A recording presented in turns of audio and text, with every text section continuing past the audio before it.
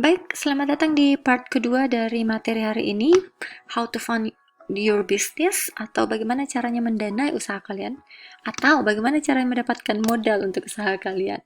Nah, tadi kita sudah membahas 4 pilihan pertama, yaitu bootstrapping, friends and family, credit card, and then angel investor.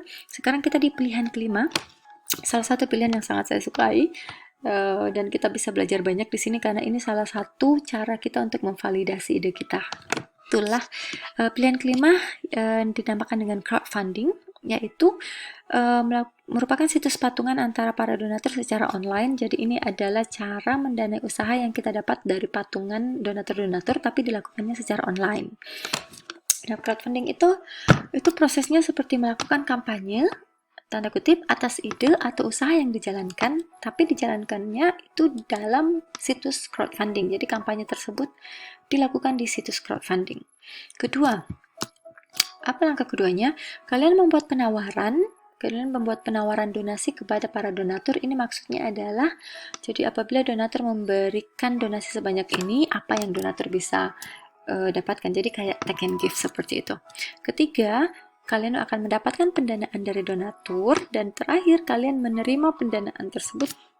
Itu sama aja ya, menerima pendanaan tersebut kepada donatur. Ada beberapa tipe-tipe crowdfunding. Pertama, reward based crowdfunding. Ini contohnya adalah Kickstarter atau The Balance. Di mana reward based ini melibatkan orang-orang secara individual yang berkontribusi, ya, dengan jumlah yang sangat kecil, tapi banyak orang yang berkontribusi bersama-sama sehingga sebuah ide usaha atau sebuah usaha itu dapat berlanjut pertumbuhannya.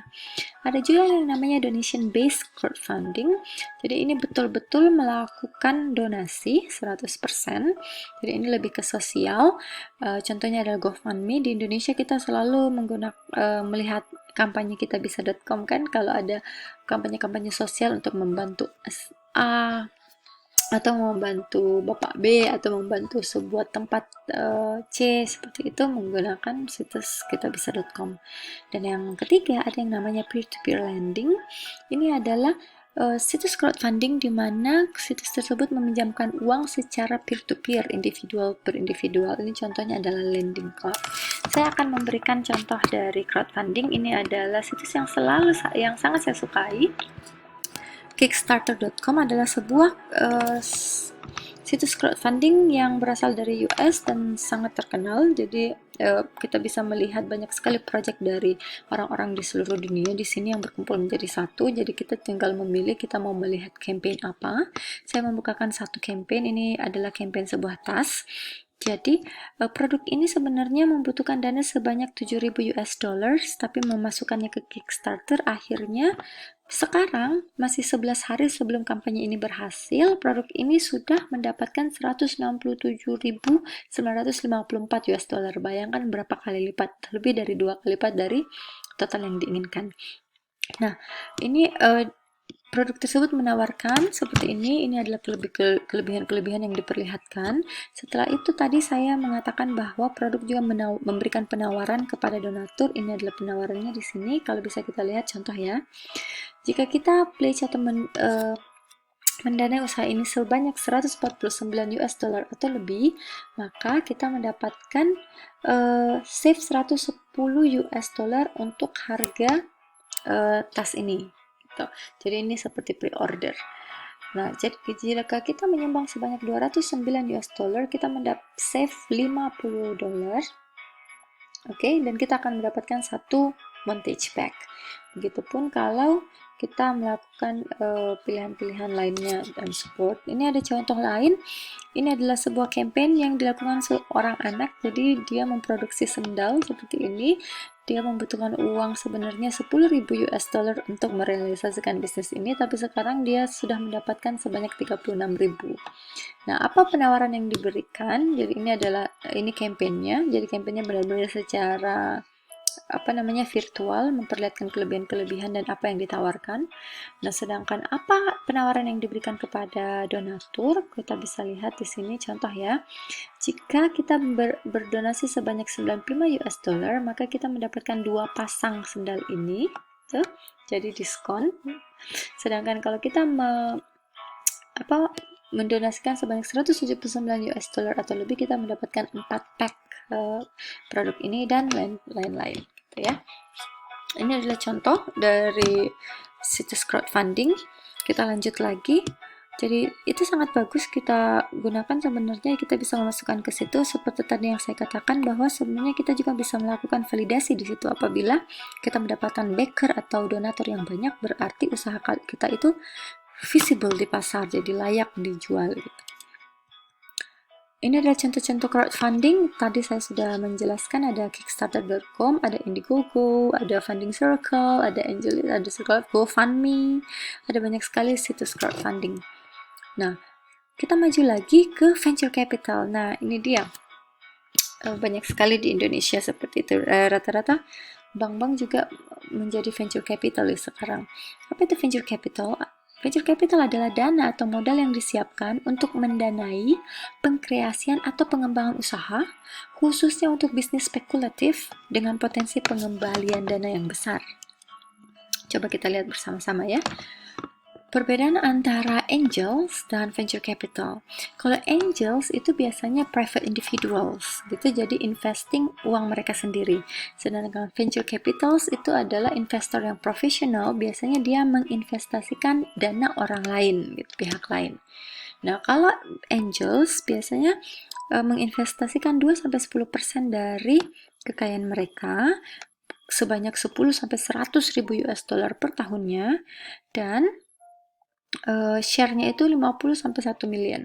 Sedangkan venture capital investnya itu lebih banyak. Kalau kita bisa lihat, ini masih 100 ribu US, di sini sudah main 1 US dollar sampai 20 miliar per investment.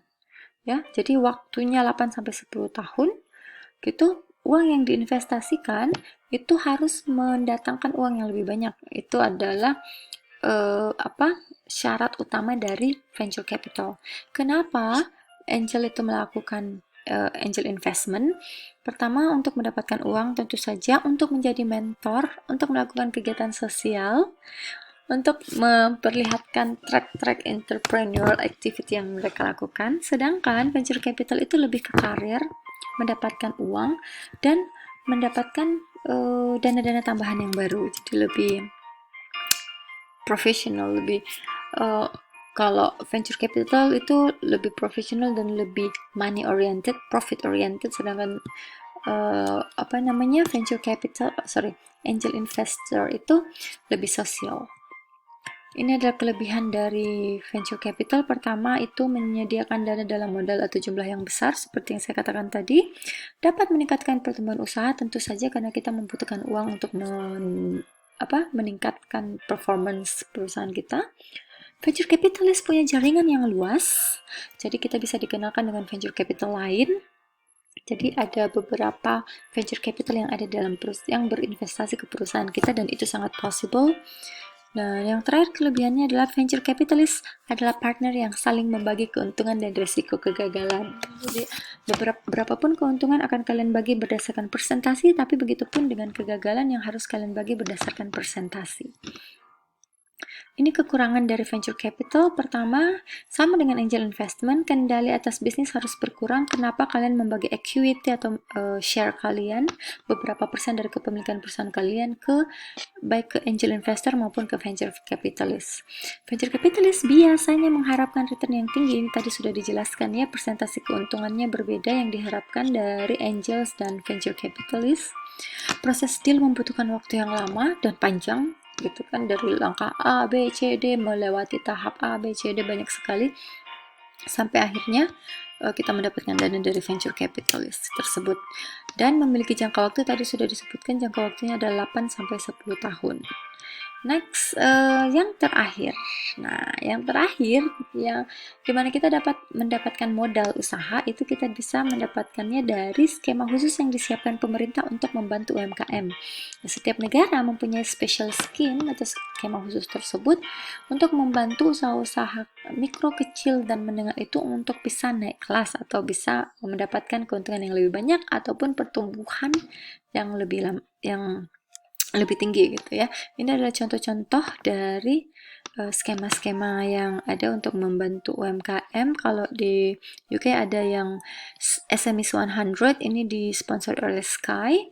Di Malaysia ada Malaysia SMEs Funding Guide, ini 2020, ini baru aja. Di Cina ada TID Funding Scheme. Kalau di Indonesia ini ada beberapa skema, contohnya skema wirausaha muda, ada 5 skema perlindungan pemulihan ekonomi. Untuk kita mahasiswa itu ada yang namanya KBMI, Kompetisi Bisnis Mahasiswa Indonesia, dan ada yang namanya KBMK. Nah, itulah materi kita hari ini. Ada 8 pilihan kita dalam funding your business. Di sini saya tidak menjelaskan tentang bank loan ya, karena bank loan sudah sangat jelas. Jadi